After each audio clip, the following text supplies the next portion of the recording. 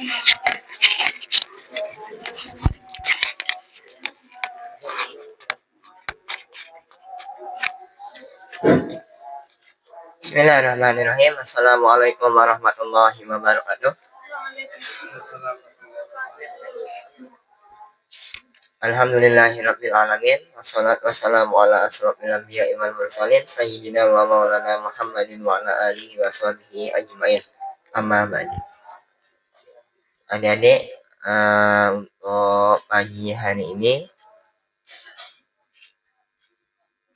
ini saya coba ajak murojaah untuk kitab yang dulu pernah saya beli, bukan kitab ya, buku yang isinya tentang nasihat-nasihat orang tua kepada anak-anaknya.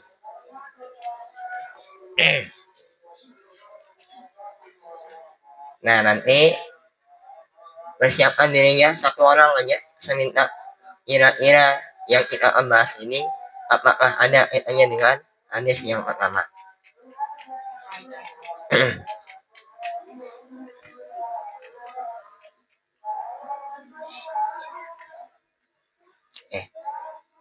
Hak dan kewajiban terhadap kedua orang tua.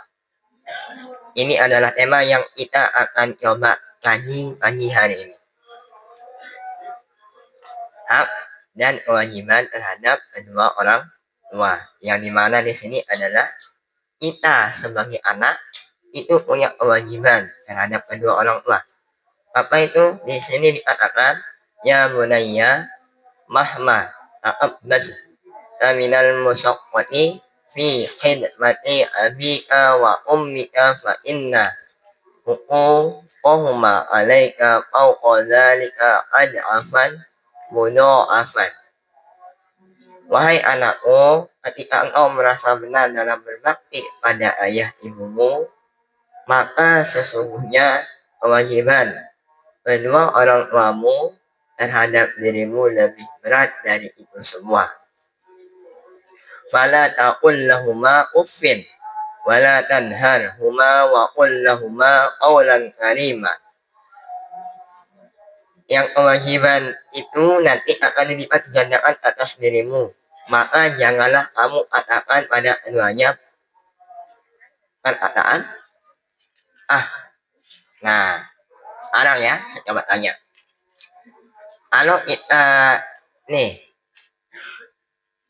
yang kita lakukan saat ini apa? Belajar.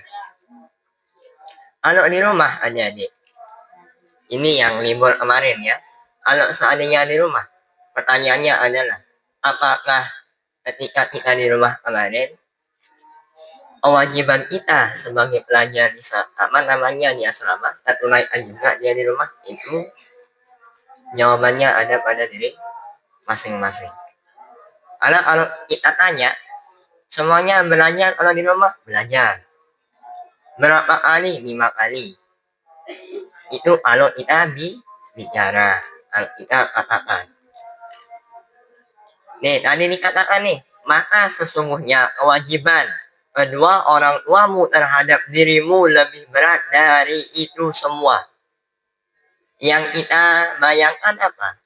Wah, enggak apa-apa kok. Kalau saya minta 200 pasti dikasih. Kalau saya minta 500 pasti dikasih. Kewajiban orang tua bukan sekedar untuk menafkahi anak istrinya dalam hal ini uang berupa materi.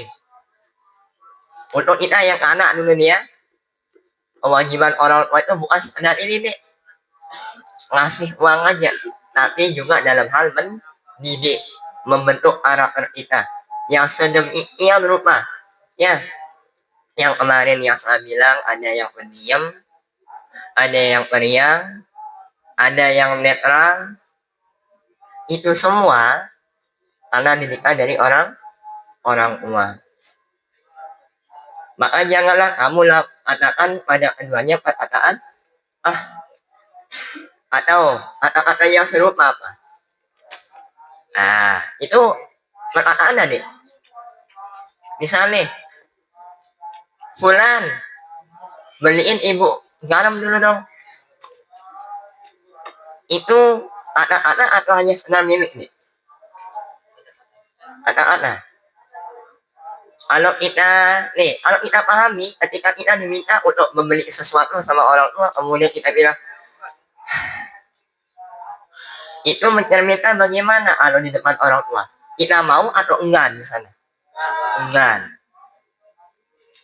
Kalau kita, ibu, pak, minta uangnya dong, 200. Minta uangnya 50. Dikasih enggak? Masih. Tanpa harus berkeluh kesah dulu. Ya.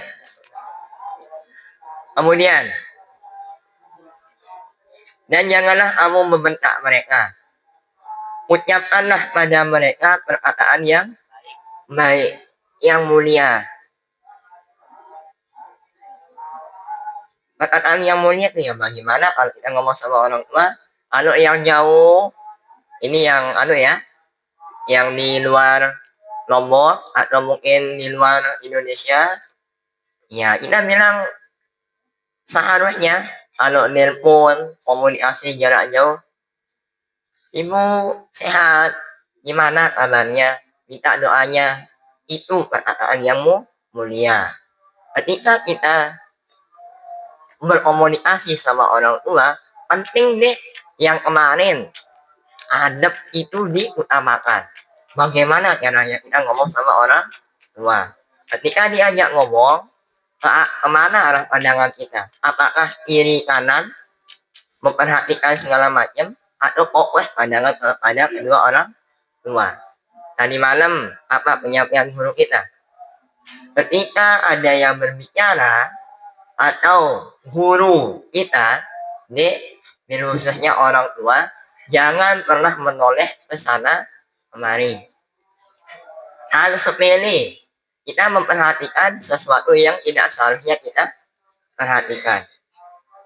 Lama saya mikir apa maksudnya. Oh iya, ketika yang tadi malam teman-teman pada masuk, ya penyampaian daripada guru kita terkecoh dengan yang banyak mengenai doa tadi malam.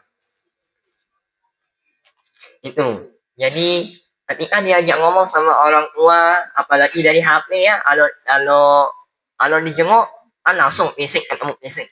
Tapi kalau HP, kalau anak-anak zaman sekarang itu ya, kalau seandainya tidak pernah diajarkan soal santun nih, mungkin kameranya dimatikan. Kemudian kayak kemarin itu ya, kalau seandainya kita ambil contohnya itu belajar online kemarin, kalau seandainya ada yang mendengarkan, kalau dia dimatikan kameranya, tidur. Kalau tidak tidur kemungkinan main-main. Ketika ditanya, ucapkanlah kata-kata yang baik. Itu. Ya. Wahmid lahuma janahal dhulli minar rahmah. Rendahkanlah dirimu terhadap keduanya serta berdoalah. Wa qul rabbi hamhuma kama rabbayani shaghira. Wahai Rabbku, wahai Tuhanku, asihanilah kedua orang tuaku sebagaimana keduanya mengasihani aku di waktu kecil. Quran surat Al-Isra ayat 23 sampai 24. Oke, itu ya.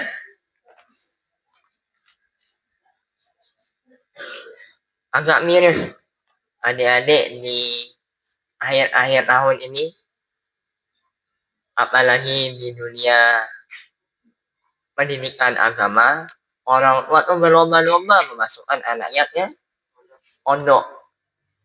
Terus di sana ya yang namanya anak-anak yang seusia sini yang kelas 1 belum memahami kenapa saya dimasukkan ke pondok pesantren. Kenapa kok saya tidak bisa masuk ke sekolah yang saya inginkan? Lihat teman-teman yang pakai motor bolak-balik. Lihat ada yang sekolahnya cuma sampai siang hari. Kenapa kok saya malah dikurung di dalam asrama di sekolah tadi pondok pesantren? Nah, nih ya, jadi untuk yang pidato lebih khususnya Selain ulama, hadis dan juga ayat Al-Quran, lagu itu bisa dipakai dalam pidato. Bil khususnya adalah lagu NW yang sering kita nyanyikan. Kalau tidak lagu, nanti bisa pakai yang lain, mukman juga boleh. Ya, kalau yang ini adik-adik, ingat lagu yang sering kita nyanyikan itu. Agan di depannya era le akhirat, lamun di depan serahan anaknya, lala doang upahnya, si meranakannya le dunia sampai akhir masa. Adik-adik, ketika kita dilahirkan oleh ibu, kita dididik oleh kedua orang tua dari baru kita lahir nih. Sebelum lahir, kira-kira sudah ada penanaman pendidikan di sana nih. Kita diputerin ngaji, kita yang disenandungkan doa, selawat, dielus ketika masih dalam perut sampai keluar. Tidak cukup sampai di situ. Dibacakan Al-Quran sama orang tua, diazankan, kemudian dibacakan selawat. Tujuannya supaya apa? Kedepannya kita terbiasa dengan hal-hal yang berbau agama. Tapi bagaimana kalau seandainya dari masih dalam kandungan DJ, disco saya bilang. Ya, yang kayak itu dah. Karaoke, ya, dangdut. Ya, maka nanti besarnya juga akan demikian. Ingat, pembentukan karakter itu layaknya sebuah pohon.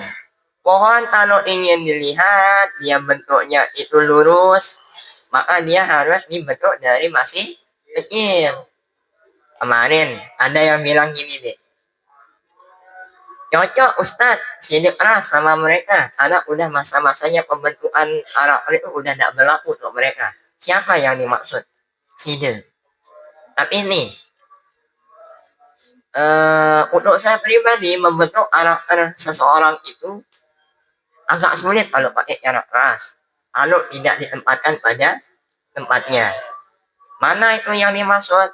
Kalau udah dikasih tahu berulang kali, kemudian di sana susah diatur, maka mau tidak mau deh. Yang awalnya tumbuhan itu harus disiramnya 2 kali, kemudian ada yang bengkok diluruskan dia dengan cara pelan-pelan, mungkin dipaksa aja. Paksanya itu dengan cara diberikan ketegasan supaya dia lebih baik. Itu ya. Kemudian adik-adik, saya tanya ya, ada yang udah kerja untuk kedua orang tua?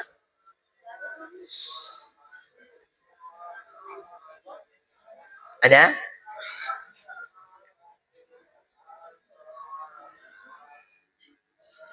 Nek, sini. Apa? Kerjanya itu kita yang jadi tulang punggung nih. Tapi kan di sini sekarang udah ada. Malah kita yang udah mondok ini lebih banyaknya itu kita yang dikasih. Ingat nggak pertanyaan yang dulu itu? Kalau seandainya ada satu aja peralatan, fasilitas kalian yang dibelikan sama orang tua, saya no comment. Saya tidak terlalu banyak komen bahwa kalau memang itu hasil jerih payah Sida mau berbuat apa di asrama silahkan. Mau nyoret tembok silahkan. Mau ngolok juga silahkan. Tapi kalau yang kita pakai dari atas sampai bawah, dari masih kecil, itu hasil pemberian orang tua, ya saya ingatkan, nenek kok nggak selalu jadi anak.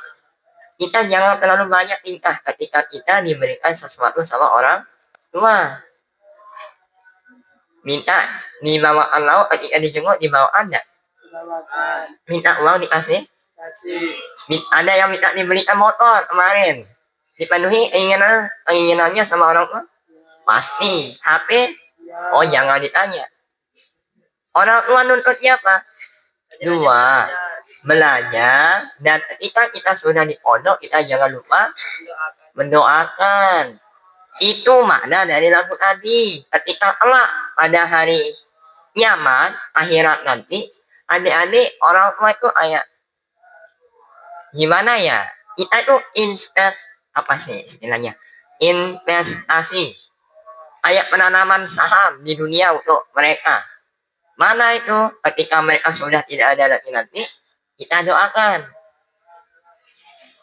Kita doakan, kemudian ya dengan memperbanyak ibadah yang akhirnya membuat kita nanti bisa membuat orang tua kita masuk ke dalam surga. Itu kuncinya ada pada diri masing-masing. Makanya ketika sudah dinasehati sama guru-guru itu mewakili daripada orang tua sudah di rumah. Dengarkan baik-baik apa yang menjadi pesan mereka. Jangan sampai nanti kita malah melawan dan sebagainya.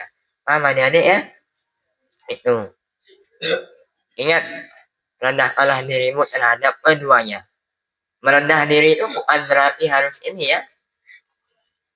Iya, kita dengarkan deh apa yang menjadi keinginan mereka. Keinginan mereka saat ini apa? Kita harus rajin-rajin belajar. Ketika orang tua di rumah, nih mana kemarin ada satu wali yang ngomong, kita tidak tahu apa pegawaian anaknya Ustaz di pondok, saya nggak tanggung jawab, no pembina itu ya. Jadi kesalahan selaku untuk pembina. Orang tua tahunya kita cuman belajar. Yang kemarin yang dipukul pakai kabel, yang kemarin yang disuruh loncat pondok, orang tua tidak tahu itu. Yang orang tua tahu satu, anak saya anak baik, anak saya anak rajin, dia tidak mungkin buat masalah. Tetapi ketika tahu yang kemarin disuruh loncat pondok, dipukul pakai kabel, saya kaget malah tadi malam ya tiba-tiba kalau ada dari minuman keluar sudah. Untuk saya pribadi berat nih yang itu. Tapi memang kalau tidak memaksa yang susah diatur, ya ada di rumah. Apa yang ada yang saya pakai. Tapi saya berharapnya kita berusaha menjadi anak yang mudah untuk diatur. Jangan terlalu menginginkan nanti sesuatu yang bersifat hukuman fisik itu keluar. Paham adik-adik ya?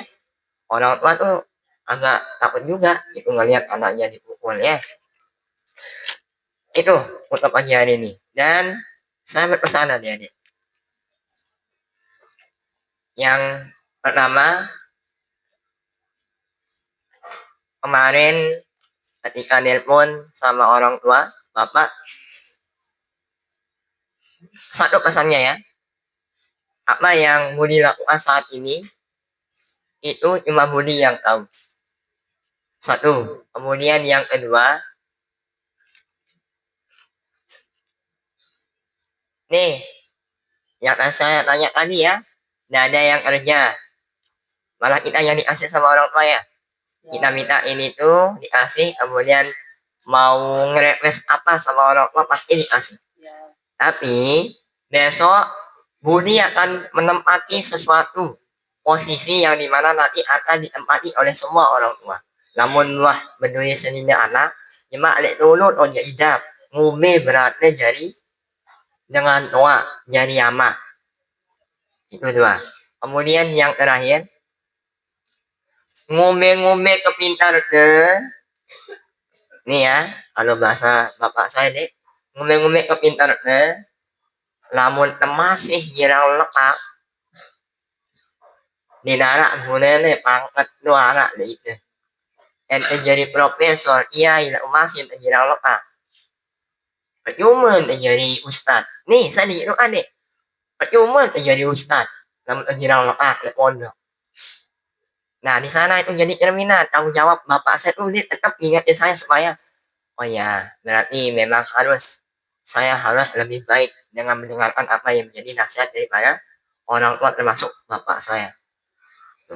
Itu ya, itu saja untuk pagi hari ini. Mudah-mudahan kita semua mendapatkan sesuatu yang positif yang kedepannya kita bisa amalkan dan terapkan di kemudian harinya. Kita tutup dengan bersama-sama berdoa. Bismillahirrahmanirrahim. Ya jamilan sholai ya man kullama da'iman amrunya يا غياث المستغيثين ويا مالي الحكم إذا ما هتم نفيس الأمر علينا سرهة إن ذا الأمر علينا عزوما نفيس الأمر علينا سرهة إن ذا الأمر علينا عزوما نفيس الأمر علينا سرهة إن ذا الأمر علينا عزوما واستجب منا دعانا كرما يا كريما أنت رب الكرما وصلاة الله تغشى المصطفى من إله وعلى العهد وصبع الجمال مع المرء ومذب قد هما الفاتحة.